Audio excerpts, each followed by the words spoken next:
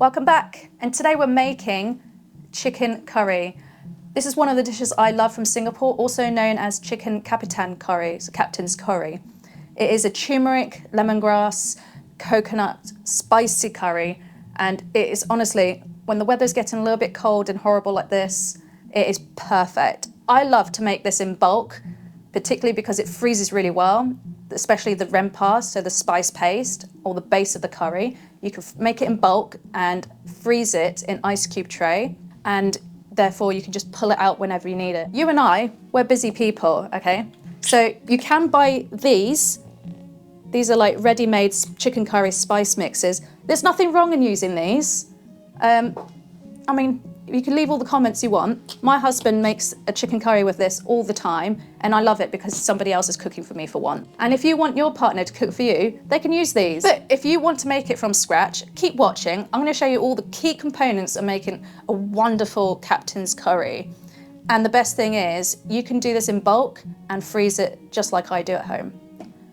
So let's crack on. Alrighty, so we have a lovely array of herbs and spices for the captain's curry. We've got ginger, we've got curry leaves, lemongrass, chili.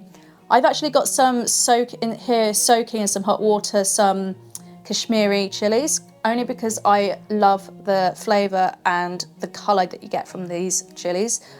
Candle nuts, a lot of garlic, and I need to peel some shallots and red onions, cassia bark, and our special curry mix. So one thing, don't confuse the curry mix or spice mix with a curry blend that you might find in the supermarket, like a garam masala. It's completely different. It's its own unique blend, which you can find in my recipe on my blog. But I have my own pre-made version, which is a mixture of cumin, coriander, turmeric, chili, fennel. The list goes on, so have a look on the blog for the full recipe. This is a spice blend that I've brought back from Singapore, and this used to be this size, and now we've only got this. So we've used this all the time, and it's unique because it's got a little bit more chili, a lot more kick. That is really gonna knock my husband's socks off in a good way. So we've got some cinnamon, but I'm going to use some cassia bark today. Don't confuse the two, they are different. And a little bit extra turmeric. So I've already marinated my chicken in a mixture of a bit of oil and curry powder and some turmeric. And that has been resting for about 24 hours in the fridge in this humongous bowl. So I need to cook it because I need the space in my fridge. And what we're going to do is fry it and then get some nice colour on that meat. But first we need to make the rempah, the spice paste. I'm going to use some shallots. You can use red onions. I'm going to use a mixture of both. I'm going to use quite a lot of ingredients because I'm making a large base. I'm christening my new Vitamix today. The traditional way would be to do it in a pestle and mortar, but I am in a little rush, and this thing is like a beast to blend, so I have all full confidence it can do the job. I'm roughly chopping these up. In they go. Let's use a couple of red onions. Now I love this dish because you can have it with rice, you can have it with paratha, you could have it with Roti Jala, which I'm also going to be making later. So a little bonus for you here today in this video. Roti Jala is like a little turmeric pancake, like a little swirly pancake, and I love dipping it into the curry. So I got a lot of paratha as well ready-made, but I thought the kids would really love to try some of these pancakes today. You don't see it very often here in the UK, but I think they're really good fun and delicious as well. And really simple to make, so do give it a go. Right, got my normal Dutch chilies. I'm just going to take the ends off. Next, cut the lemongrass. Give it a good pounding on the base. It's good to relieve some stress and tension on that. Right, that goes in. Make sure you save those lemongrass ends. Garlic, straight in. Candle nuts, straight in. Kashmiri, straight in. Some of that liquid can go in as well. Sliced ginger in. Now let's blend. I'm going to add a little bit of vegetable oil just to help it blend. And you can use water if you prefer. Use the stick to help it move.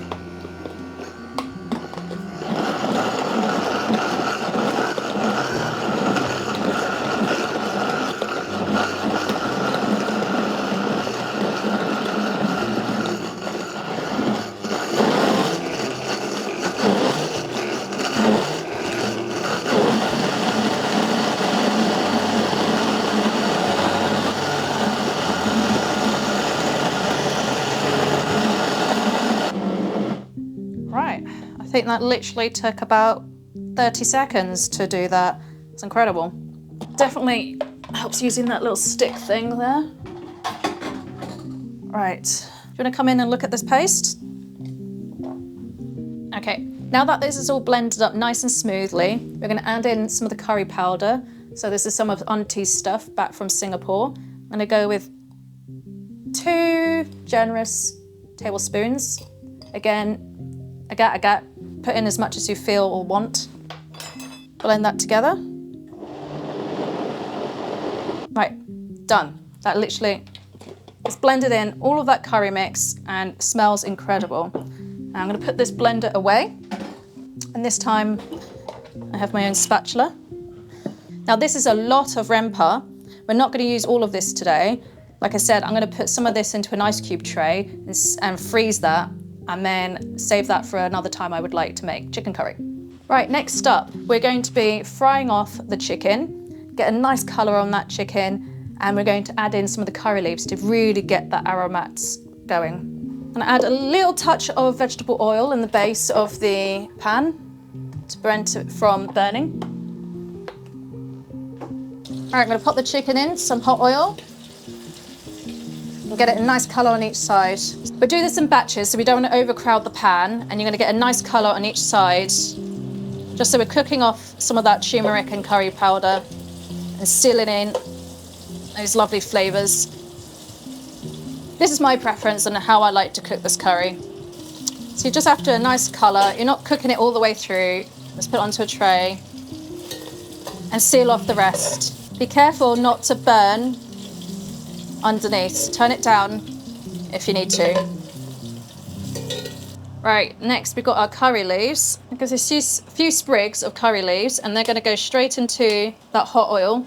And the reason I'm putting them in now is that hot oil is going to fry these curry leaves and release a really wonderful aroma. Just taking a lot of care here to get rid of any of the turmeric, because that turmeric stains. Guys, I really insist for this recipe, you try and find some curry leaves. I guarantee you it's going to really transform this dish from being an okay, good, passable chicken curry to, oh my God, we need to make this all over again. Can I have the recipe, please, before they even finish the meal?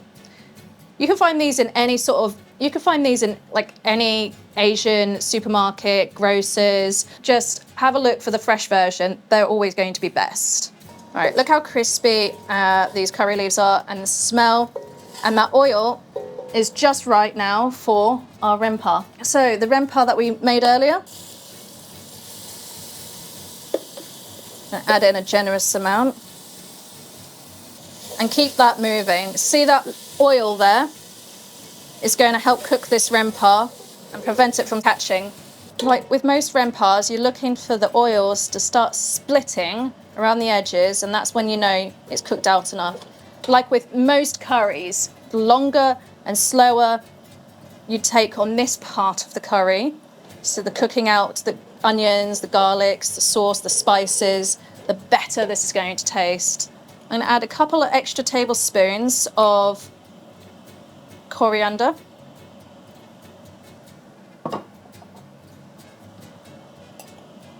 Cumin and my curry blend.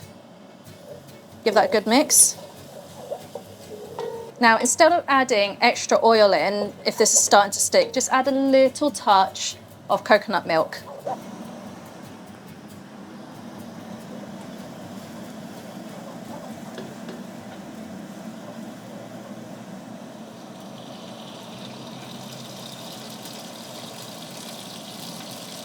Just gonna add some of that oil from the chicken.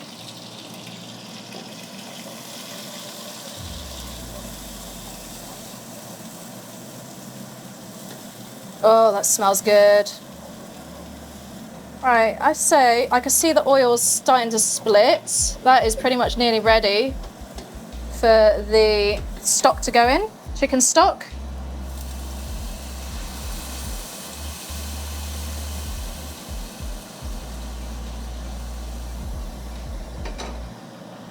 If you don't have chicken stock, you can use water, but obviously chicken stock's gonna give the best flavour.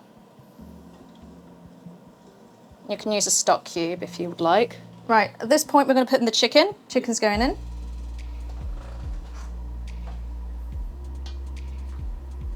I'm just going to bung it all in. Just adding a little bit more water there to make sure that meat's covered. God blimey, we're making a lot. Alrighty, that's in. So feeling a little bit extra today. We've got pandan, lemongrass and cassia leaves in there. A chicken curry is not going to be complete without some potatoes. So I've got some peeled King Edward potatoes. I like the floury ones because of the texture, but you could use a waxy one. Again, up to your preference.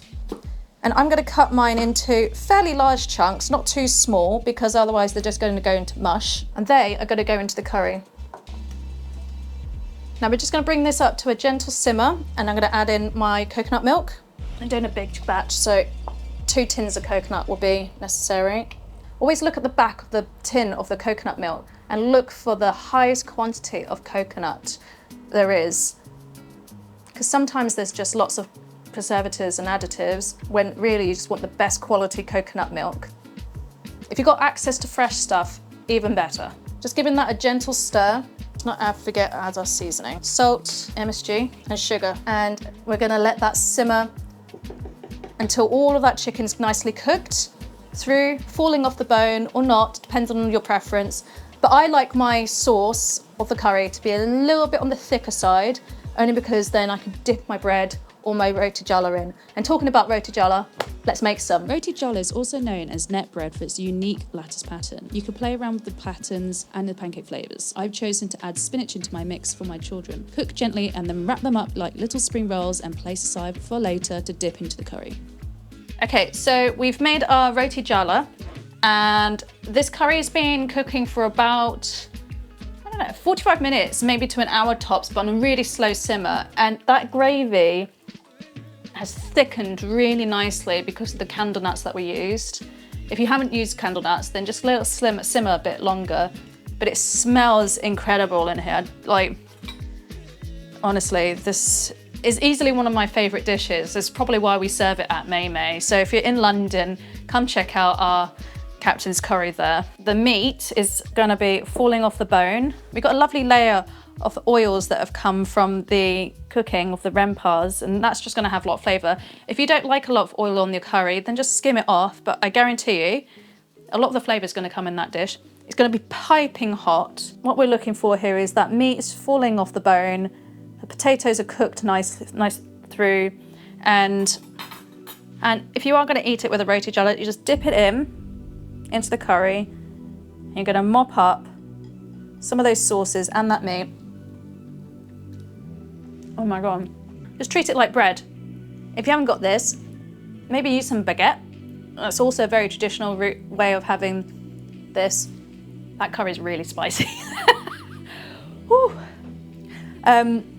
This is delicious.